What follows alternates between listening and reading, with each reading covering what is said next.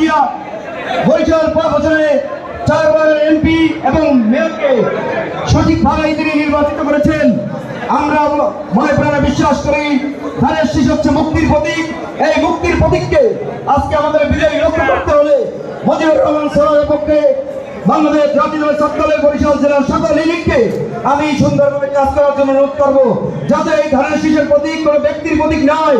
এই ধানের শীষের প্রতীক হচ্ছে দেশ নেত্রী বেগম খালেদা জিয়ার প্রতীক, তারুণ্যের অহংকার আগামী রাষ্ট্রনায়ক জনাব তারেক রহমানের প্রতীক এবং সেই রাষ্ট্রপতি জিয়াউর রহমানের প্রতীক। এই প্রতীককে আমাদের বিজয় লাভ করতে হবে। সেই আশাবাদ ব্যক্ত করে আমি আমার সংক্ষিপ্ত বক্তব্য শেষ করছি। বাংলাদেশ জিন্দাবাদ, বাংলাদেশ জাতীয় ছাত্র জিন্দাবাদ, দেশ নেত্রী বেগম খালেদা জিয়া জিন্দাবাদ, তারুণ্যের অহংকার তারেক রহমান বাংলাদেশে।